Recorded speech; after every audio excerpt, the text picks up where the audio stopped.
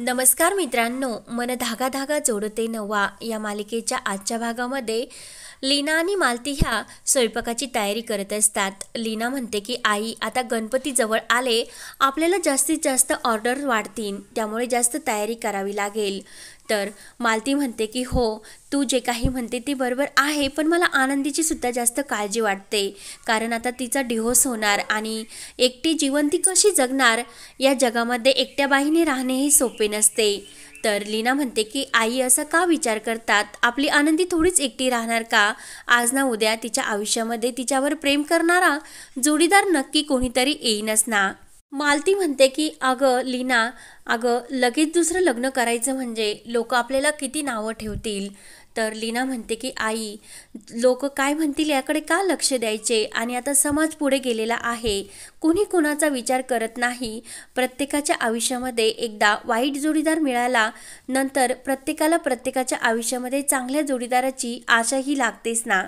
प्रत्येकालाच वाटतं की आपलं आयुष्य सुंदर असावं आणि एक चांगला जोडीदार आपल्या आयुष्यात असावे, त्यामुळे समाज कोणीही कोणाचा विचार आजकाल करत नाही। मालती म्हणते की हो लीना, तुझे बरोबर आहे, पण फार विचार करून आपल्याला आनंदीसाठी जोडीदार निवडावे लागेल, नाहीतर आगीतून निघलो आणि फुफाटात पडल्यासारखे होईल। लीना म्हणते की आई, तुम्ही टेन्शन घेऊ नका, आपल्या आनंदीच्या आयुष्यात नक्की चांगला जोडीदार येईलच। मालती म्हणते की अगं आनंदी आपल्याला वाईट वाटेल म्हणून काही दाखवत नाही, पण तिच्या मनाला सुद्धा याचा खूप मोठा धक्का बसलेला आहे। तर लीना म्हणते की आई, वेळ चांगली येईलच आणि वेळच ही यावरील औषध आहे। तर लीना आणि मालती खूप खुश होतात। त्यानंतर इकडे सार्थक आणि आनंदी ऑफिसमध्ये येत असतात। तर आनंदी म्हणत असते की सर, मी जे काही कॅन्डिडेट्स आहे त्यांना योग्य प्रकारे मार्क्स दिले आहे, ते तुम्ही एकदा चेक करून घ्या, म्हणून आनंदी ती फाईल्स सार्थकच्या हातात देते। तेव्हा सार्थक चेक करतो आणि ह्या रोड डिझायनरला तुम्ही फक्त 5च मार्क दिले। तर आनंदी म्हणते की ते फक्त रोड डिझायनर होते। तर लगेच शकुंतलाचं नाव येतं आणि लगेच सार्थक विचारतो की मग ह्या शकू तुमच्या मैत्रीण आहे, यांना सुद्धा तुम्ही 6 मार्क का दिले? सार्थक म्हणतो की मिस आनंदी, मला तुमचा हा स्टँड चुकीचा वाटतो, कारण शकुंतला ह्या कॅन्डिडेटसाठी योग्य आहे। तर आनंदी म्हणते की हो, शकू ह्या कामासाठी योग्य आहे, कारण तिच्यात तसा टॅलेंटपणा सुद्धा आहे। पण सार्थक म्हणतो की तुमची जी मैत्रीण आहे ना, तिने तुमच्या अण्णाच्या कंपनीत सुद्धा काम केलेलं आहे, चांगला एक्सपिरियन्स सुद्धा आहे आणि त्यांना मार्केटची सुद्धा चांगली जाणीव आहे, आणि आपल्यासाठी ते फायद्याचे सुद्धा ठरू शकते। आणि एक म्हणजे ती तुमची मैत्रीण तुमच्या विश्वासातली आहे, असे विश्वासूस लोक आपल्या कंपनीत कामाला पाहिजे। आणि एक म्हणजे, आणि ह्या कमी किमतीच्या चांगल्या क्वालिटीच्या साड्या येथील आपल्या बायकांना सुद्धा भेटायला नको का? आणि ती साडी आपल्या कंपनीत बनत नाही, आणि आपल्या कंपनीतल्या ह्या महागड्या साड्या परदेशात जातात, त्या साड्यांचे कौतुक सुद्धा होते, पण आपल्या मातीतल्या बायकांना आपल्या कंपनीतील साडी भेटत नाही। आणि हे सर्व शकूमुळे आपल्या लक्षात आले। सार्थक हा शकूवर खूपच खुश असतो आणि शकूला तुमची असिस्टंट म्हणून निवडा, असे सार्थक आनंदीला सांगतो। तर आनंदी खूपच खुश होते। त्यानंतर इकडे मालती अण्णांना विचारत असते की अहो, आपल्याला त्या राज्याध्यक्षांच्या घरी जेवायला बोलवलं, ते किती मोठी माणसं आहेत, आणि सध्या आपल्या घरात जे काही चालू आहे त्याची कल्पना त्यांना असेल का? अण्णा म्हणतात की अगं, त्यात काय झाले इतके, आपल्या आनंदीने त्यांच्यासाठी किती मोठी कामगिरी केली। अण्णा म्हणतात की मालती, तुला नेमकं काय म्हणायचे? मालती म्हणते की आनंदीच्या घटस्फोटाबद्दल त्यांना माहिती आहे का? अण्णा म्हणतात की त्यांना काय हे सर्व सांगायची गरज वाटते मालती तुला? तेव्हा मालतीला लीना जे काही बोलले आहे त्याचे क्षण आठवतात। अण्णा म्हणतात की मालती, काय म्हणायचे तुला? तर लगेच मालती म्हणू लागते की अहो, त्यांची चांगली मैत्री आहे, सार्थक सर आणि आनंदीची। आनंदीने त्यांना हे सर्व सांगितले असेल किंवा नसेल, पण आपण ही गोष्ट त्यांना होऊन सांगायला हवी। अण्णा म्हणतात की अजिबात नाही, ह्या आपल्या घरच्या पर्सनल गोष्टी आहे, त्यांना का सांगायच्या त्या? अण्णा म्हणतात की अगं मालती, त्यांनी आपल्याला इतक्या आनंदाने मानाने जेवायला घरी बोलावले, मग आपण बाकीच्या गोष्टींचा विचार का करायचा? आणि त्या सर्व गोष्टी तू डोक्यातून काढून टाक। आणि तसंही आपल्या घरातील महत्त्वाच्या गोष्टी त्यांना सांगायला आपल्याला थोडीच त्यांची की सोयरी करायची का? आणि मग आपण त्यांना ह्या गोष्टी का सांगायच्यात? अण्णा मालतीकडे बघून म्हणतात की उद्या आपण त्यांच्या घरी जेवायला जातो ना, तेव्हा जाताना तू त्यांच्या घरी जाताना एक मस्त असा तो घालती तो शालू नेस, कारण तुला तो शालू खूप सुंदर दिसतो. तर मालती लाजते आणि आतमध्ये जाते. त्यानंतर इकडे शकू आणि आनंदी खुश होऊन येत असतात. शकू म्हणत असते की आता खरंच ही आनंदाची बातमी आहे ना, मी सर्व नाशकाला हे पेढे वाटणार. तेवढ्यात अंशुमन पुढून येतो आणि तो खूप काही फटाके वाजवतो आणि आनंदी आणि शकूला घाबरवतो. तेव्हा लगेच तो आनंदीचा हात आपल्या हातामध्ये हिसकावून घेतो आणि हॅपी फ्रेंडशिप डे बायको असे बोलतो. आनंदी जोराने तो हात हिसकावते. आनंदी म्हणत असते की अंशुमन ही नाटकं बंद करा, नाहीतर मी परत पोलिसांना बोलवेन. अंशुमन म्हणतो की किती वेळास तू पोलीस बोलवणार, आणि आता कोर्टाची तारीख सुद्धा जवळ येते.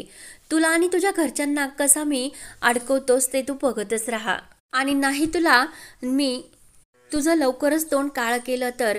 तेवढ्यात अंशुमन मागे जो दगड असतो तो धमकी देता देता दगडाला पाय लागतो आणि चिखलात जाऊन पडतो.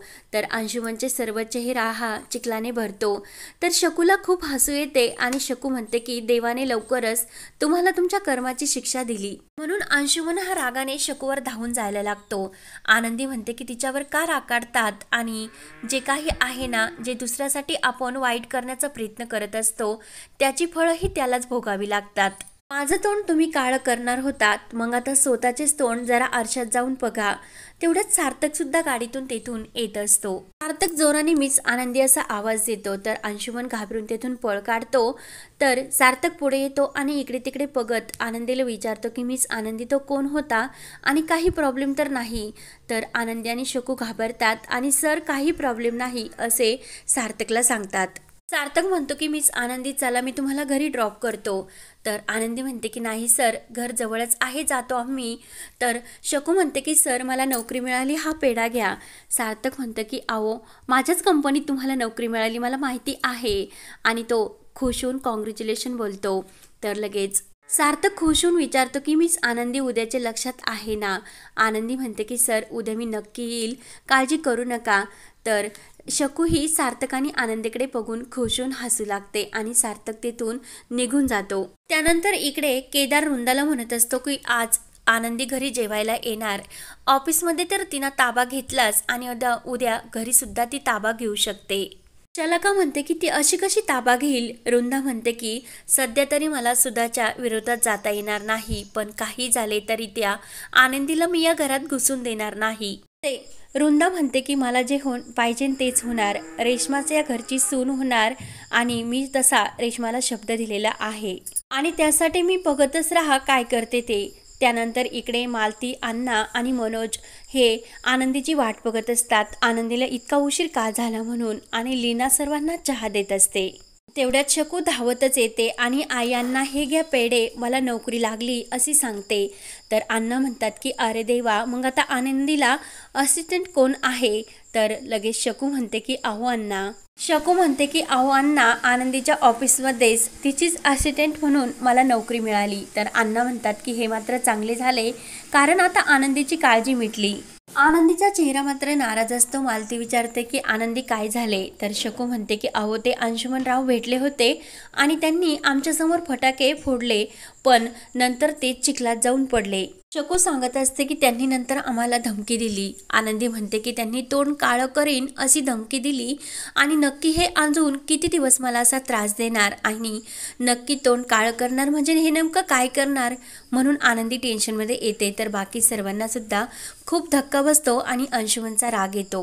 मालती म्हणते की आता काय करणार, नवीन एक टेन्शन उभेच राहते आणि मला आनंदीची खूप काळजी वाटते. तर लगेच आनंदी म्हणते की आई तू टेन्शन घेऊ नको, आता कोर्टाची तारीखसुद्धा लवकरच जवळ आली आणि या केसचा सुद्धा निकाल लागेल आणि ह्या अंशुमन सारख्या नराधमाच्या ताब्यातून आपली सुटका होईल. आनंदी म्हणते की न्याय नक्की मलाच मिळेल अशी मला खात्री आहे. त्यानंतर आनंदी ही रात्री आपले झोपलेले असते आणि ती गायत्रीला फोन करते. तेव्हा गायत्री विचारते की आनंदी नक्की काय झाले. तेव्हा अंशुमनने जी काही धमकी दिली आणि आज अंशुमन पुन्हा भेटल्याचे आनंदी सर्व गायत्रीला सांगत असते. गायत्री म्हणते की आनंदी तू टेन्शन घेऊ नको, जोपर्यंत तुमचा डिव्होर्स होत नाही तोपर्यंत हा माणूस असाच त्रास देईल, पण लवकरात लवकर मी तुला या त्रासातून बाहेर काढणार. आणि आपली बाजू कोर्टामध्ये ठामपणे आपण मांडायला हवी। आणि एका दृष्टीने बरं झालं तुम्हाला हे सांगितले, कारण कोर्टाला सुद्धा समजले पाहिजे की हा माणूस कसा वागतो ते। त्याच्या विचित्र वागण्याचं आनंदी तू मात्र टेन्शन घेऊ नको, त्याचा हा त्रास लवकरच संपेल। त्यानंतर इकडे सुधा, आकांक्षा आणि सार्थक चहा घेत असतात आणि सार्थक विचारतो की आई उद्याची तयारी झाली का? सुधा म्हणत असते की हो, आळूच्या वड्या सर्व काही मी व्यवस्थित बेत ठरवले आणि ते सुद्धा झाले। तर लगेच आकांक्षा म्हणत असते की सार्थक दादा, आनंदी वहिनीला उद्या देण्यासाठी काहीतरी एक गिफ्ट घेऊन ये। तेव्हा सार्थक विचारात पडतो की आनंदी मॅडमला नेमकं काय आवडत असेल आणि सोनचाफ्याची फुलं त्यांना खूपच आवडतात। वृंदा मात्र तेथे हे सर्व ऐकत असते। आणि आता फुलवाल्या काकांना जाऊन मला भेटावे लागेल। तर हा भाग येथे संपतो। पुढील भागामध्ये आनंदी आणि अण्णा हे सार्थकच्या घरी जेवायला आलेले असतात। तर पुढे काय होणार हे पाहण्यासाठी आपल्या चॅनलला नक्की सबस्क्राईब करा।